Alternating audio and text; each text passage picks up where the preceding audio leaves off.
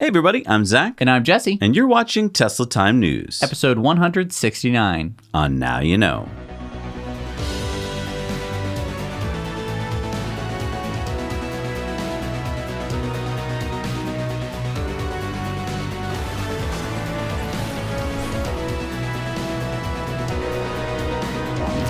Brought to you as always by our wonderful, amazing Patreon patrons. We have exclusive signed posters, shout-outs, and end credits, all for our patrons. You can check it all out at patreon.com/nowyouknow. And as Amazon associates, we earn from qualifying purchases. There's a link down below you can use. And we're supported by ecoware.us. Now, what are you wearing? I'm wearing a new pocket tee design. So we haven't ever had any merch with our logos on. Yeah, this is the first time we've had Now You Know logo stuff on the show that you can get. So this is a good time for you to turn up the volume if you're watching on your TV at home or on your phone or anything like that. Just turn up the volume.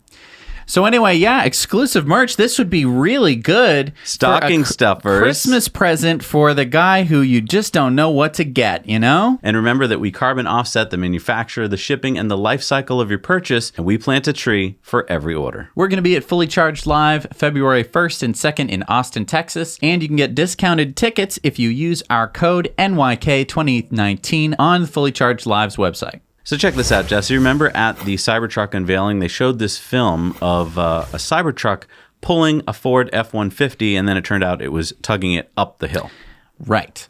A lot of people have commented on this, from everyone from random Twitter users all the way to Neil deGrasse Tyson, who said that this wasn't fair because there wasn't a load in the back of the Ford F-150. And that the Ford F-150 was a rear-wheel drive, whereas Cybertruck is an all-wheel drive. So afterwards, an executive from Ford, Sonny Madra, challenged Tesla to a fairer tug-of-war, claiming that Tesla used the rear-wheel drive Ford F-150. So Elon responded to Sonny's tweet saying, "Bring it on." But then it turns out that Ford kind of backed out of that challenge. And then a Ford spokeswoman said, Sonny's tweet was tongue-in-cheek to point out the absurdity of Tesla's video, nothing more. So yeah, they basically backed out of it, but Tesla's not backed out of it. They have decided to set up a fair challenge. It's supposed to be webcast this week. We don't have any details as of this moment, but yeah, so stay tuned to, I guess, Twitter. This is pretty lame by Ford to be like, that was ridiculous. You shouldn't do something like that. And then basically they're like, oh, okay, you want a fair fight? And they're like, no, but that first test was ridiculous. It's like, what? You can't do that. This is just all for Ford to somehow save face. When I believe the Cybertruck is going to win. And I would put money on that. Oh, you want to put money on it? Yeah. Well, you can go to MyBookie and... you have a bookie? Well, no. There's a site called MyBookie, and you can place a bet on this actual event. So when MyBookie first put up the event, the odds were on Cybertruck to win, as you can see here. But now, as more people have entered the betting, the odds have flipped, with the Ford F-150 having the favored odds. Seriously? I guess. So yeah, if you want to place your bets, go for it. Wait, so that means that it's an excellent bet at this point? If you think that Cybertruck's going to win, which I personally do. I mean, let's just think about it for a second. Even if it was equal in torque, the Ford's going to take longer to get up to speed, to get that torque, because it's a ICE engine. So the Cybertruck is going to beat it, is going to start the pulling faster, which means it's going to start the momentum going that way, which means the Ford's going to lose. Right. But it's not equal. Ford doesn't have the same. I mean, in the test that Tesla did, they towed it up a hill. True. And I mean, that's putting themselves at a pretty big disadvantage. Huge disadvantage. Well, okay, so and then there's this other question of just wheel friction. So obviously putting a load on both vehicles or one vehicle, or if you put a load on a vehicle, it's going to have more friction to the road. Right. I mean, the Tesla Cybertruck is a heavier vehicle, which is probably why it had more to begin with. So do you think that they're going to kind of like... I would load them both to max. So load them both to max. You wouldn't load them so that now they're equal weight, kind of like a jockey? You could if you want to be super fair, sure. I know, that's why it's so exciting. We're going to see what they decide. And then the tires are different in both of the vehicles, yeah, maybe you should put same tires on both vehicles. Like, it's not a true test, I guess, unless you put it on some kind of like geared platform where the actual torque of the motor was gonna, like, getting into an actual fair fight kind of discussion between these two trucks. I know, it's like, well, the first one was pretty fair because it's just like if a Cybertruck driver and a Ford F-150 driver kind of like eyed each other from across the road and were like, we're gonna duel, and then they pull out their strap. That would be the That would be the fight that they would have. Yeah. Is the Cybertruck would win because it's heavier and has all-wheel drive. Well, anyway, if you'd like to place your non-bet, go over to our Patreon poll where we've got a poll up to see who you think is going to win. Now, there's been a lot of razzing of the Cybertruck. Here is BMW razzing the Cybertruck, saying What's razzing? Oh, saying that, your truck isn't all that. Okay. And so they claim that their new BMW X5 is bulletproof. Okay. Is it bulletproof? Supposedly the window glass is. And it's electric? No. Okay. It doesn't have zero tailpipe emissions? No. No. No, I think they're just trying to get a little, buzz off of the Cybertruck publicity. And then even Lego has jumped in here saying the evolution of the truck is here, guaranteed shatterproof. Now, I know you had a problem with this. Well, yeah. Don't just show a Lego brick. I mean, that's lazy. You can make a Cybertruck and people have already made Cybertrucks using Legos, and they look really good. I mean, take a look at some of these. You can do it. So why would you just come up with the Lego brick? It was quick and easy. I'm disappointed in Lego. It's Lego. They should have a whole Tesla thing. Cybertruck kit for kids. And why does Lego has a horse in this race? I know, right? Weird. Now, according to Electrek, a source at Ford has told them that Ford will be releasing its all-electric transit van in 2023, which is pretty cool. Now, we talked about last week that the Cybertruck could also be turned into a delivery van pretty easily. Right? You just make some different folds in the metal. Right. And then, boom. You've got a delivery van. Yeah, Ford's transit van has been selling pretty well in Europe for many years, but remember that Europe's emission regulations get tougher on delivery vans in the next few years, so developing an all-electric van makes some sense for Ford. Right. Well, it doesn't just make sense. They're basically forced into it because that's what the people want. And according to Electrek, 60% of Ford's first-year production of the Mach-E will be going to Europe because of Europe's fleet emission regulations. So that means that there'll be about 30,000 going to Europe and 20,000 Mach-E's here in the U.S. But we don't actually know the reservations for the $500 pre-orders for the Mach-E. No, they haven't released that. So, but we're assuming that the first year they're going to come out with, 50,000? Yeah, that's what we... Interesting. But those are the production numbers, though. Those aren't the reservation numbers. Correct.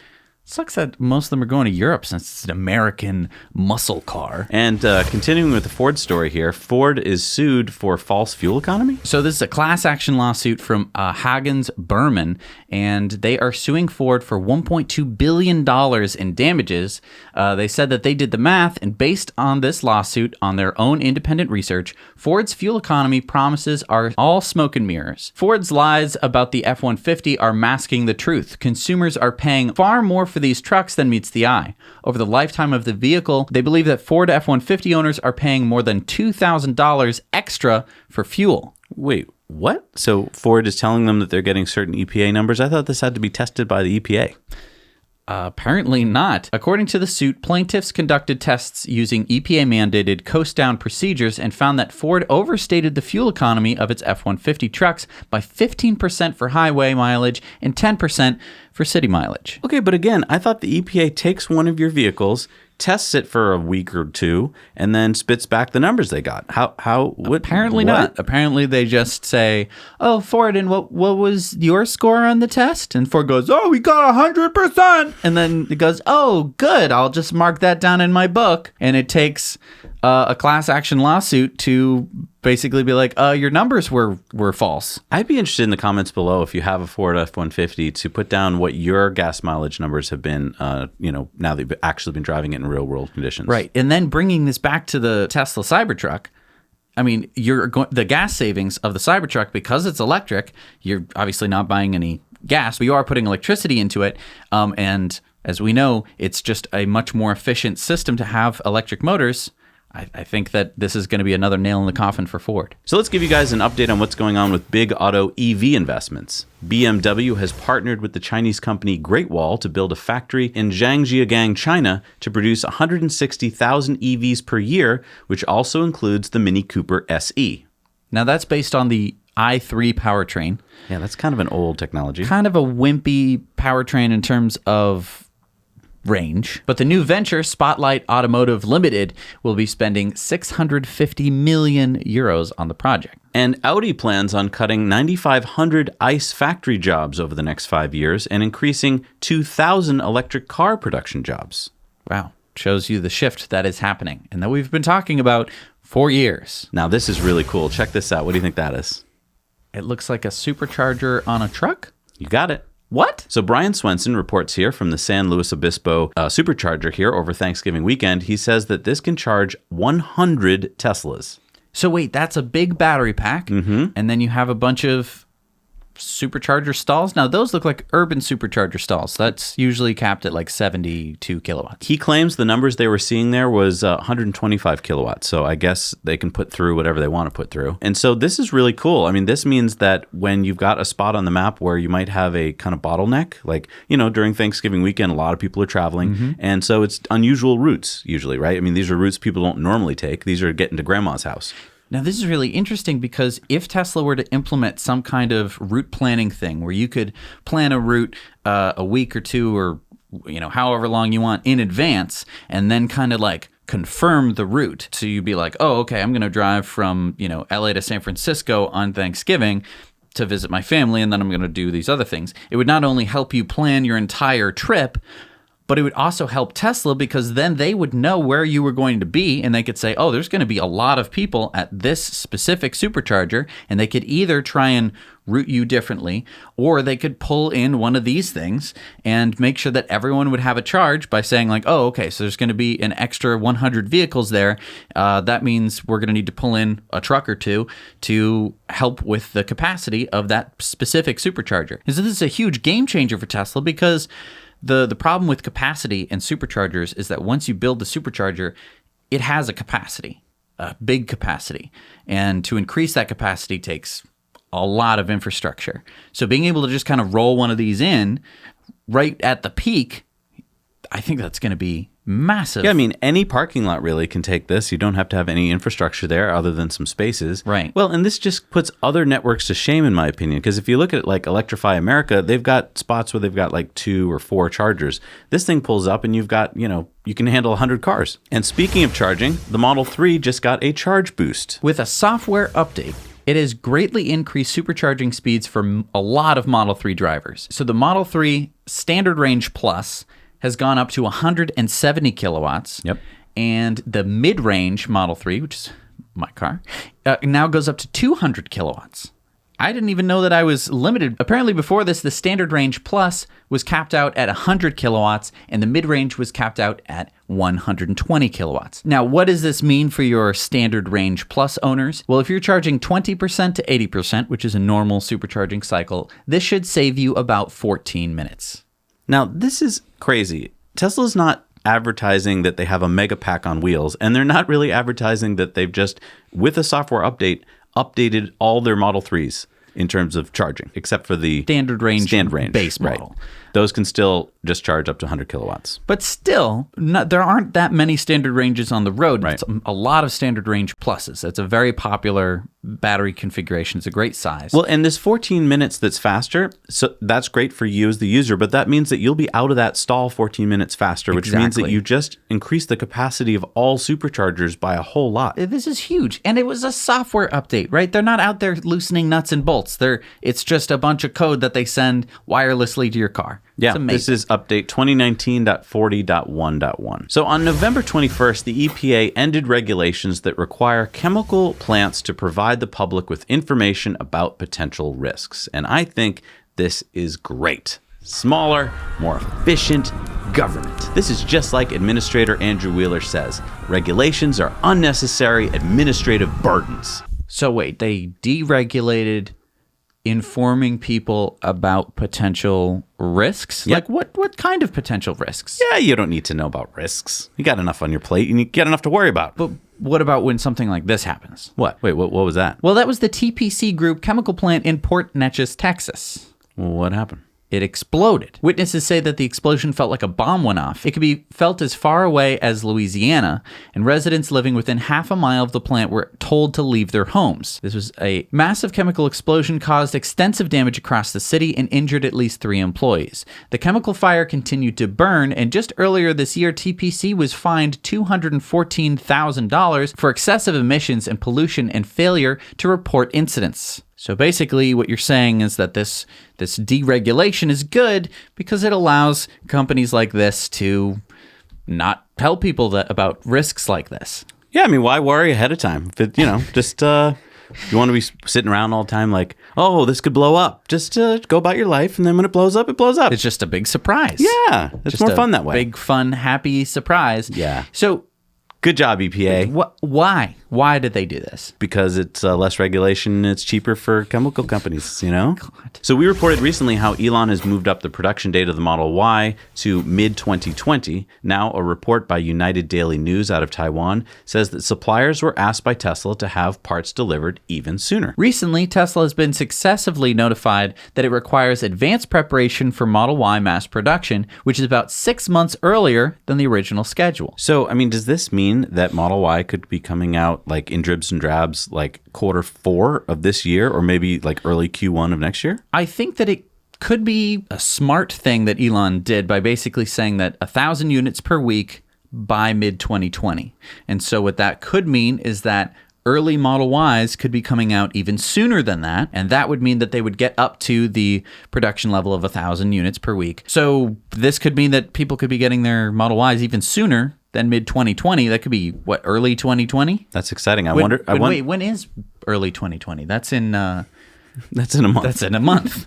Yeah. So that's really exciting. I mean, do you think he did this because of the Mach-E? No, I think he did this because of the Model 3. I think that the production ramp of the Model 3 was really bumpy. It was very heavily publicized, and I think that he knows that it didn't help his stock price that much to have so much media attention on something that is really, really, really hard to do, which was the Model 3 ramp. I think that the Model Y ramp is going to be a little bit easier, but he wants to make sure that that's kind of smoothed out and out of the public eye. So smartly, he set the date, the goal date, back a little ways, and he's working his way up to it. So Fisker opened reservations for the Ocean all-electric luxury SUV and announced it will start at $379,000. Oh my God. $379,000 for a car? No, What? I wasn't finished. What? $379. Oh my God. What? It only costs $379? What is it, made out of cardboard? Per month. They're going to be... Oh. It's going to be part of a leasing program. You put $29.99 down before delivery, and then you'll get it for $379 a month. It'll be available in 2022. Now, take this with a grain of salt, because Fisker has been saying a lot of things are going to be coming out, like an all-solid-state battery, and many other cars that have not made it to production. So keep that in the back of your mind. And this is basically what it looks like. It looks fine. It looks kind of like exciting. Yeah, it kind of looks like a mix between a Subaru and like a GTI-ish shape, like a Golf. Yeah, we don't have any specs on it. No. Now, we mentioned earlier how Tesla has come out with version 2019.40.1.1, and included in that release is Deep Rain. What? Remember, Deep Rain is the neural net that's going to learn how to use the windshield wipers better. And they're going to be using the cameras and neural net fleet learning to run the windshield wipers better. Here's what Tesla says in the release notes. Automatic wipers have been improved to be more likely to activate when it is lightly raining and respond to changes in rain intensity for more environments. The automatic wipers are now employing the first production deep neural network trained with over 1 million images for the detection of water droplets on a windshield and additional weather cues. If automatic wipers are not performing to your preference, any manual adjustment to wiper speed will be captured to further train and improve the network in future software updates. To enable automatic wipers, tap the windshield wiper icon located in the cards area on the touchscreen and select Auto. So I didn't know that was called the cards area. No, I didn't either. It makes sense because you swipe left and right, and there's like these little cards, little index cards that pop up. So that's cool. Yeah, every time you say I don't like the speed, you're giving the neural net some information that it didn't respond the way you wanted. It's getting smarter. I wonder if they're going to have different neural nets for different geographical locations. That would be smart. Because, different parts of the world have different kinds of rain. And Tesla's been sending out emails to remind prospective buyers that the end of the federal tax credit here in the U.S.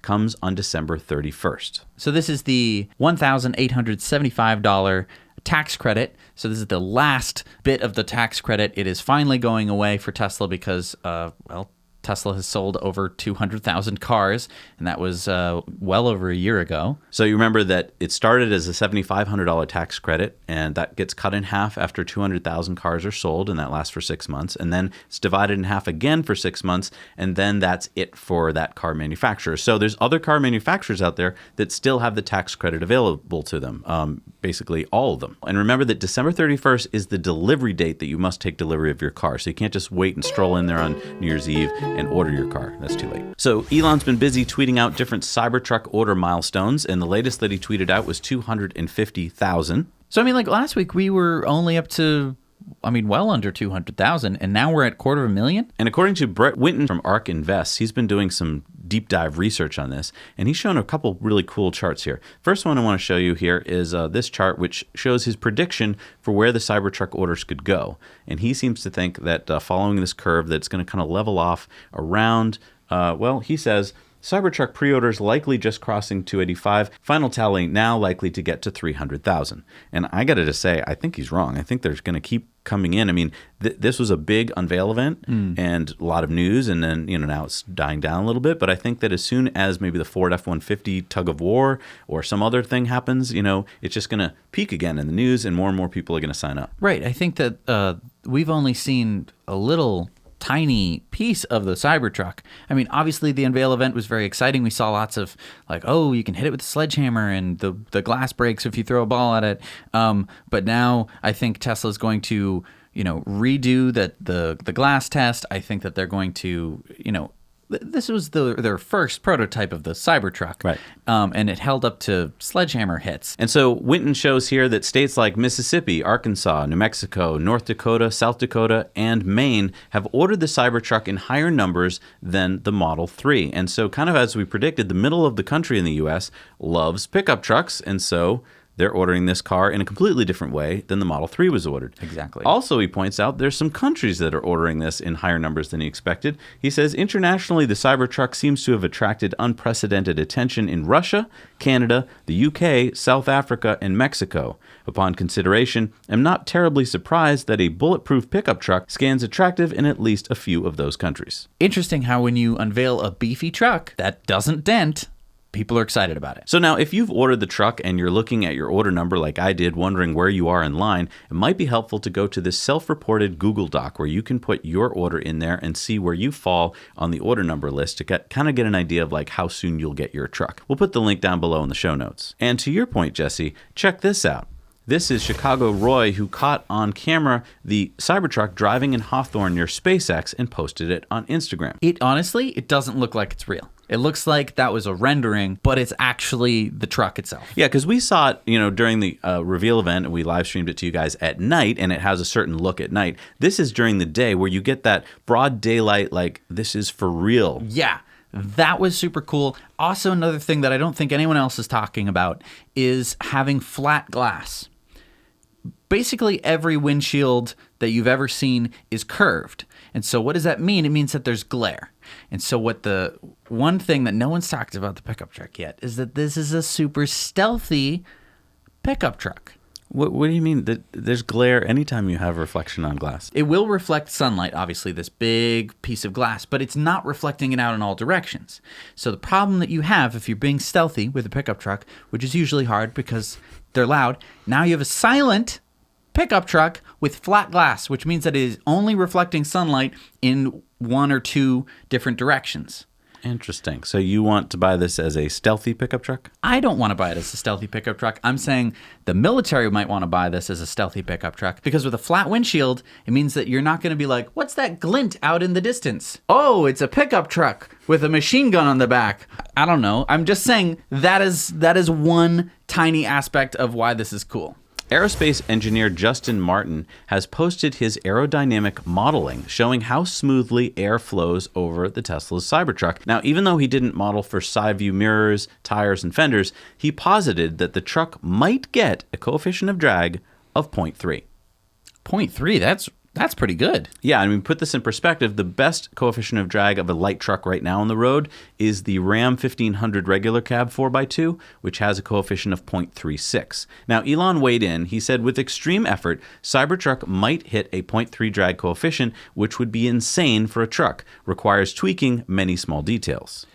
So one thing to keep in mind here is that coefficient of drag is not the only number in this story. No, you got to take the frontal area and you got to look at the tire rolling resistance. Right. But one thing that you don't have to factor into this equation is the inefficiency of the internal combustion engine, because there is no internal combustion engine in this truck.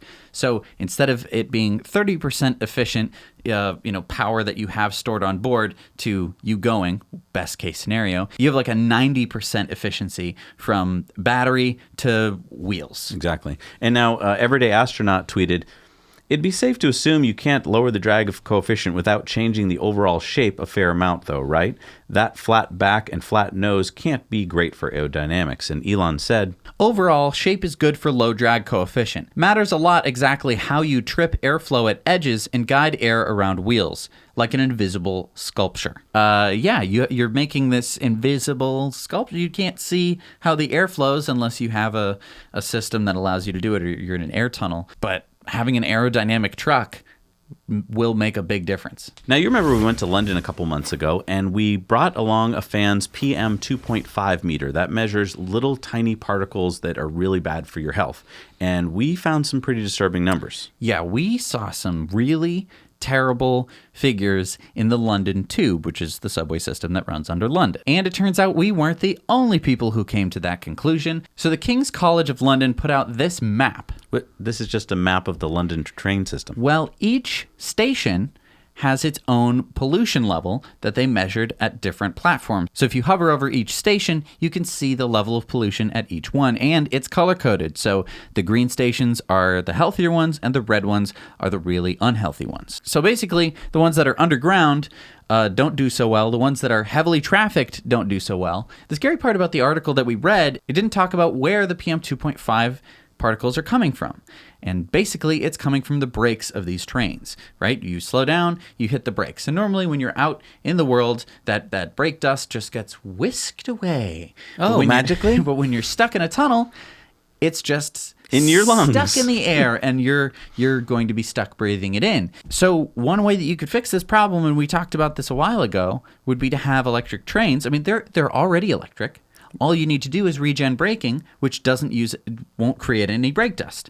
And even if it does 50% of the work, 80% of the work, and you still have to use brakes to get that last little bit, it would make a huge, huge difference. Right. Yeah, and it turns out that the tube in London was found to be the most polluted way of getting around the city, much more so than cycling, taking the bus, or driving.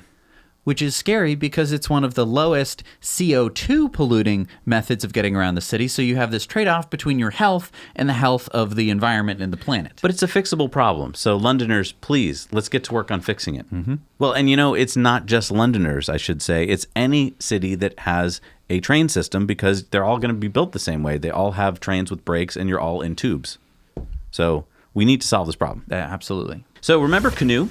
Yeah, our friend Brian Thompson reported on its opening back in September. Do you remember that? Yeah, the LA-based startup Canoo plans to have as many as 10,000 all-electric vehicles in its first year in 2021 in LA for the world's first $500 a month subscription-only model. So this would mean that basically you don't buy the car, you sign up to be able to access it whenever you need it, and it comes to your house, picks you up, drives you wherever you need to go.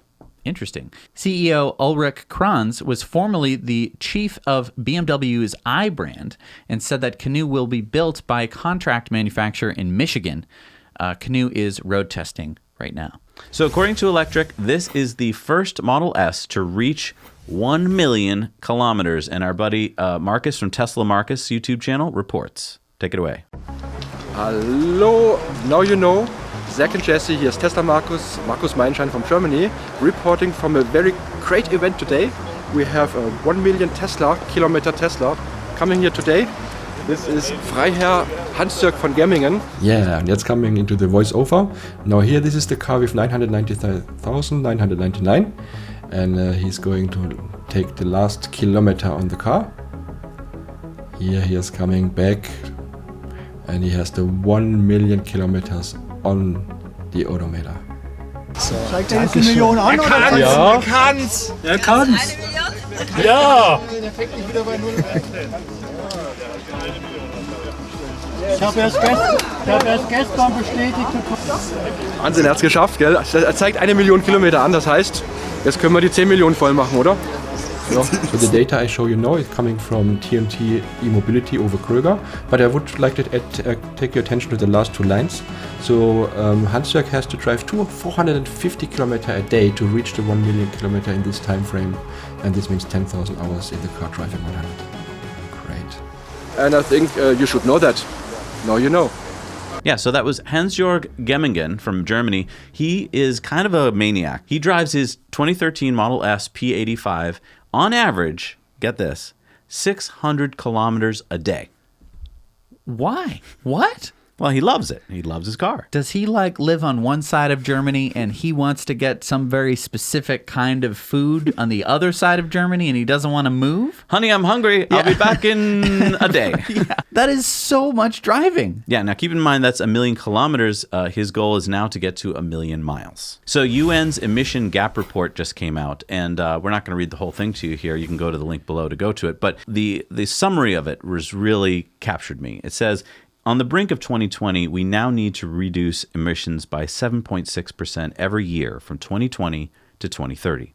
If we do not, we will miss a closing moment in history to limit global warming to 1.5 degrees Celsius. If we do nothing beyond our current inadequate commitments to halt climate change, temperatures can be expected to rise 3.2 degrees Celsius above pre-industrial levels with devastating effect. 10 years ago, if countries had acted on this science, governments would have needed to reduce emissions by 3.3% each year.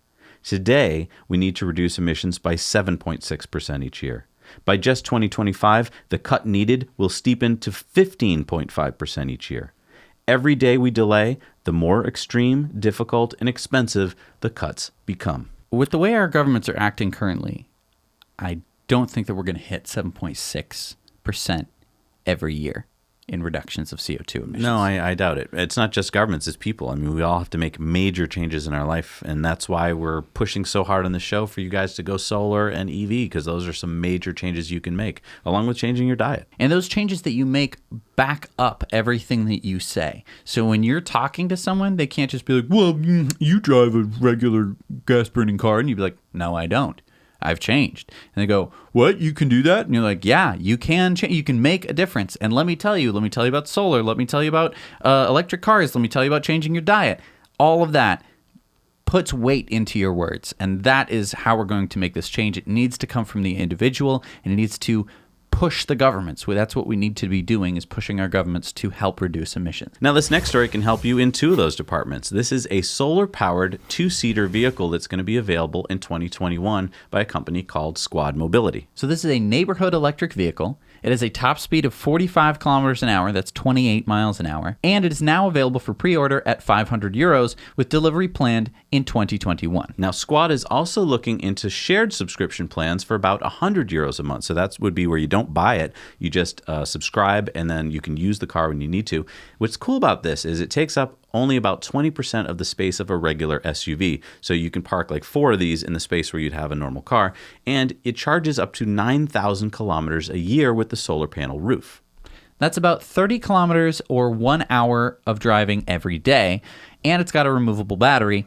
The price starts at 5,750 euros. That's about $6,330. Now, let's be real here. It's just a glorified golf cart, but it is solar powered, which I think is pretty cool. Yeah, and for many people in cities, that's pretty much all you need. You just need to get a few blocks to work or a few blocks to school, and this does that for you. And actually, it can be very beneficial to have a tiny car in especially a packed European city.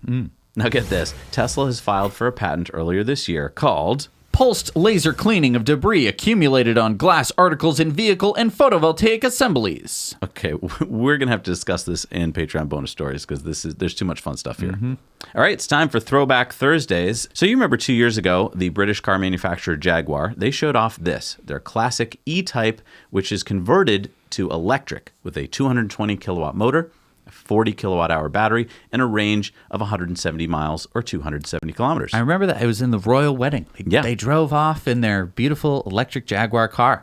Yeah, I know. I'm super excited about this car. And then last year, Jaguar announced it would bring the electric E-Type to full production. Nice. So not just were they going to offer kits to all those people who were current owners. It was sold from 1961 through 1975. So all those current owners are like, great, my engine probably just blew, and now I'm going to be able to drive an electric Jag.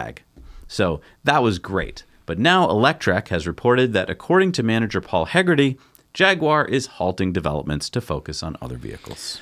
What other vehicles? Which ones? I mean, are there... I hope it's something good. I hope it's some other electric cars. And they're like, you know what? We shouldn't worry about the E-Type. Let's worry about some actual helpful electric cars for the world. I don't know. But hey, maybe there'll be some sweet electric car that we get out of this. All right, it's time for our video contributor stories. What do we got this week? We have Scott's recent experience with autopilot. Hey, Zach and Jesse. So in this video clip, we're driving from Las Vegas back to San Francisco. And at one point, we're on the freeway doing 70 miles an hour. And it looks like they sort of resurfaced the highway. And this video shows the car's reaction to that resurfacing. So what's interesting about this is I had become really comfortable with autopilot. And after this incident, I realized, okay, maybe I'm getting a little too comfortable here. And I paid way more attention the rest of the trip, especially on Highway 5 here, right next to semi-trucks, massive semi-trucks. Almost constantly, there's essentially a steady train of semi-trucks for hundreds of miles. It's a really big shipping corridor, and it feels really dangerous when you go by the trucks, especially after you experience an incident like that where your car can suddenly veer into the other lane. So anyway, I just wanted to, I love autopilot, I continue to use it, but I'm now much less comfortable and watching it like a hawk. And just want to encourage everyone else, remind everyone else to be vigilant, be safe. And by the way, speaking of being vigilant, look at that t-shirt. All right, now you know. So really important to keep in mind that autopilot is not magic. Right. It's technology which can be indistinguishable from magic. It's like having a 16-year-old drive your car. Right. And, they're good most of the time, but sometimes they're not. And one thing I'd point out there is that it didn't drive off the road. It's not like he ended up in a ditch or anything, right? It was scary because there's no lane lines. To be honest, it's pretty scary as a driver to be driving along and lose your lane lines. Oh, yeah, especially at night or in the rain. Right, or snow or anything. It's definitely important to keep vigilant when you're in autopilot. It is not magic, but for thousands and thousands of miles, it's going to be able to handle itself pretty well. All right, it's time for our Patreon bonus stories, and if you'd like to support us for as little as $1 a month, you get to watch all of our bonus stories. So head on over to Patreon right now.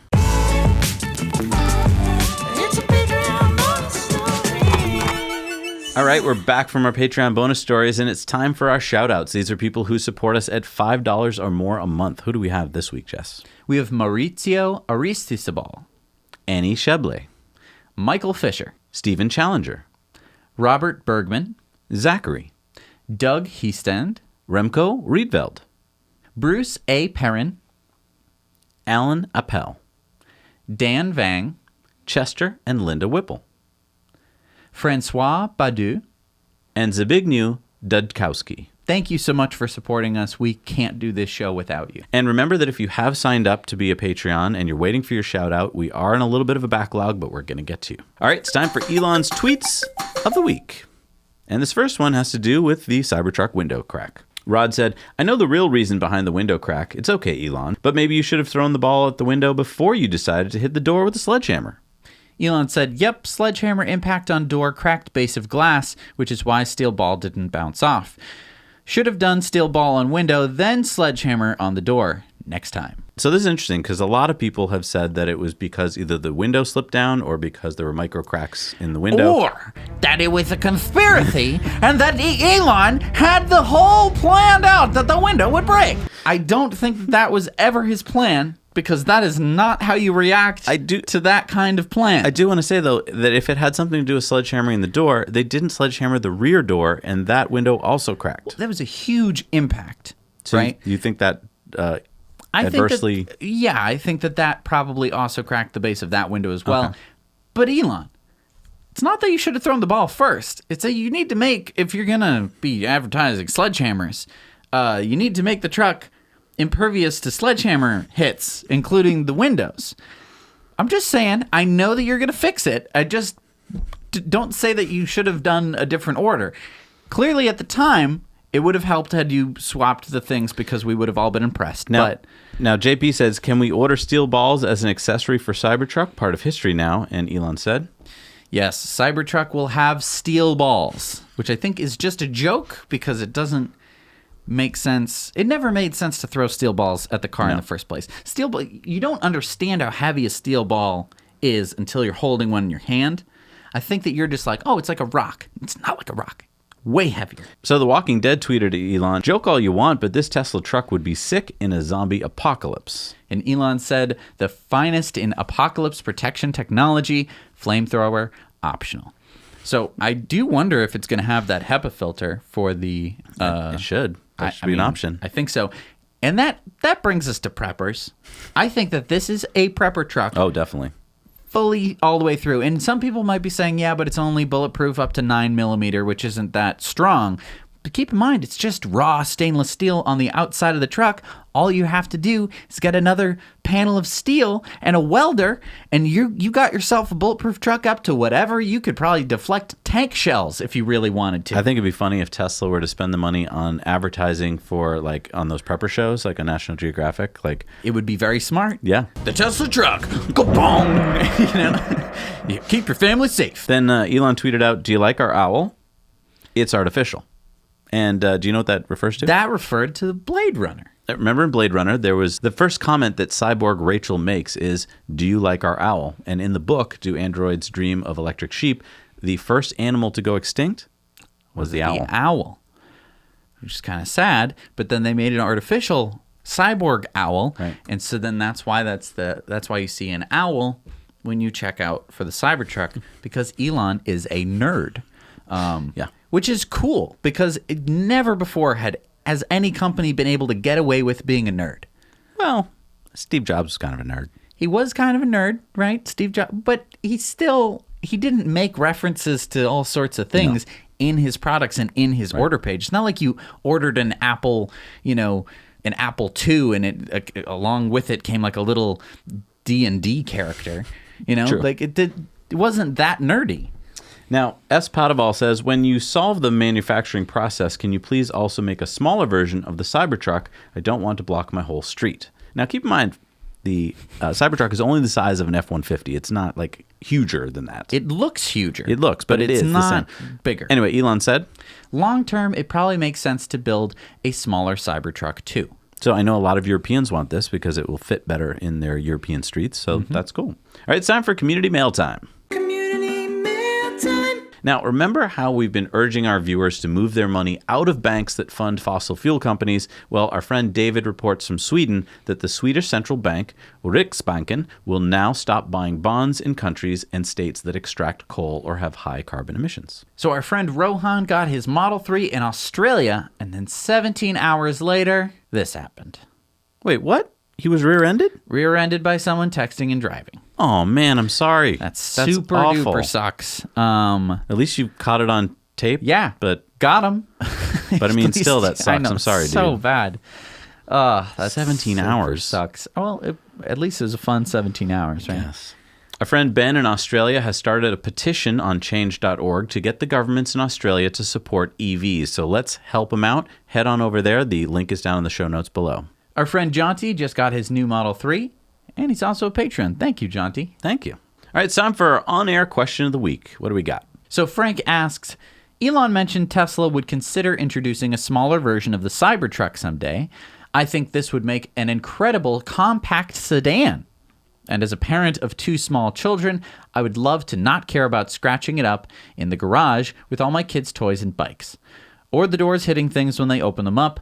I don't need a small tank with a Porsche 911 performance, but I could really use an affordable small car with great range, autopilot, and industry-leading safety. The exterior looks don't matter to me, but the polygonal styling actually looks awesome and futuristic.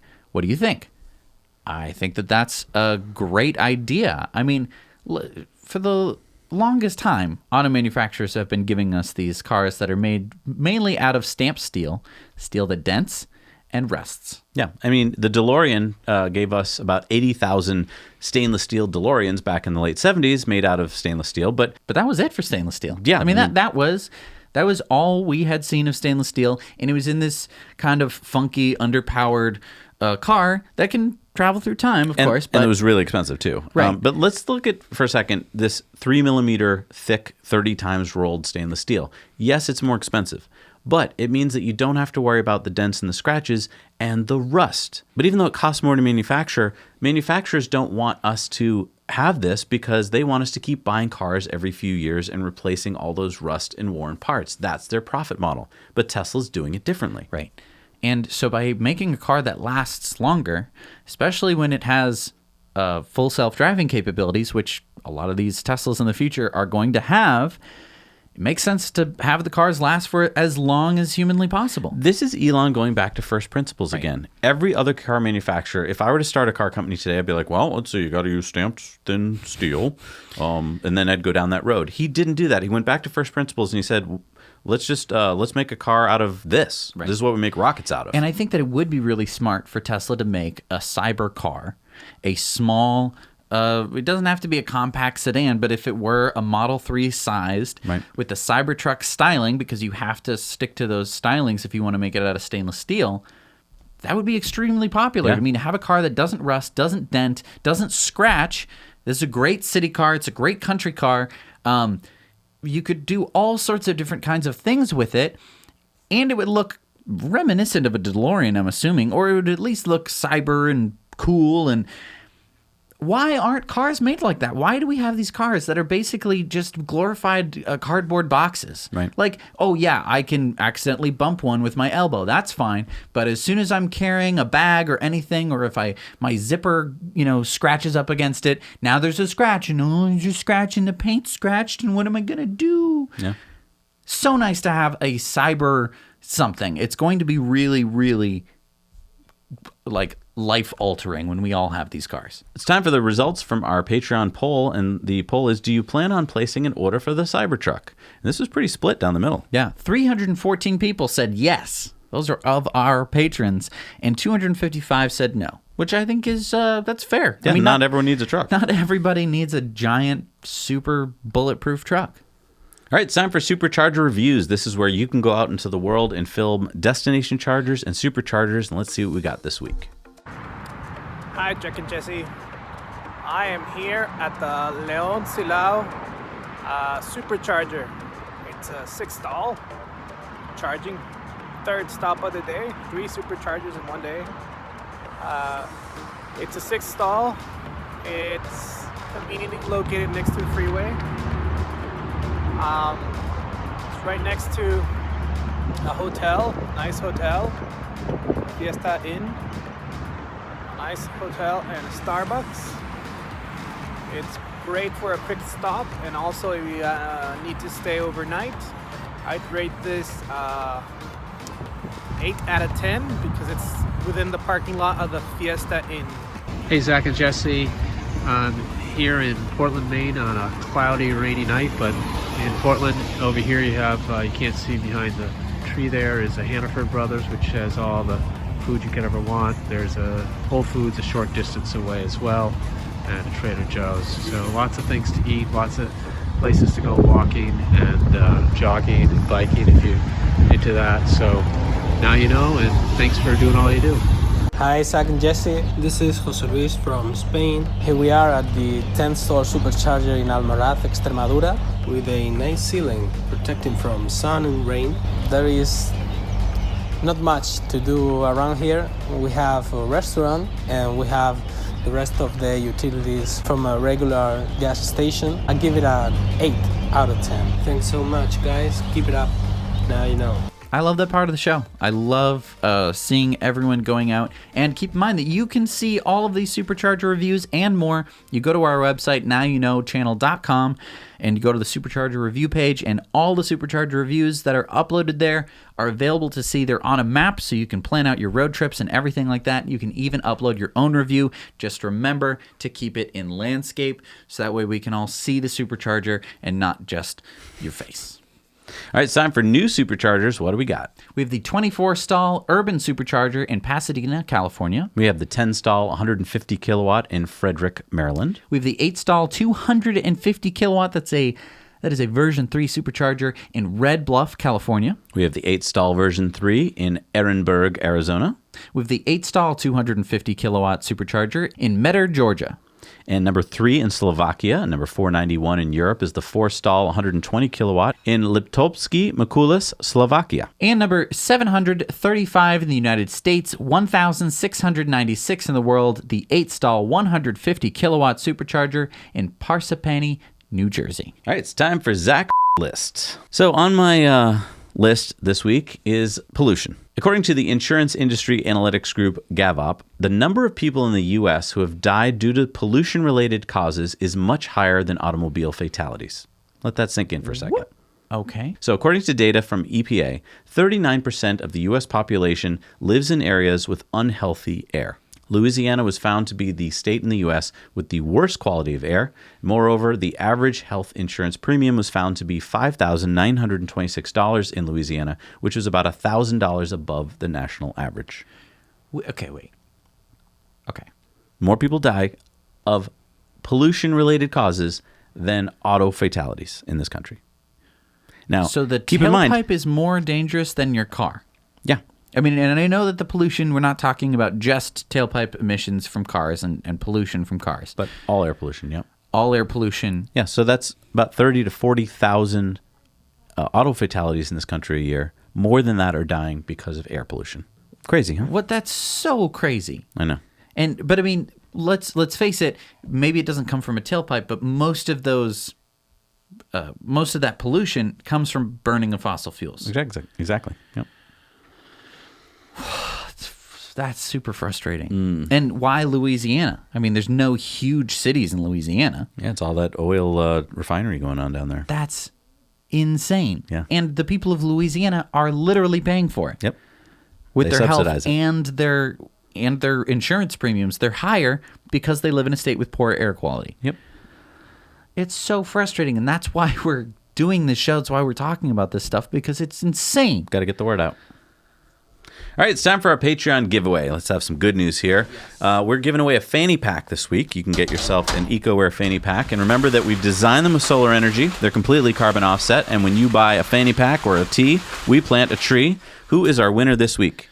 Let's see who we've got. And now to get yourself in this bin, by the way, all you have to do is become a Patreon. And the more you support us with, the more times you have to win.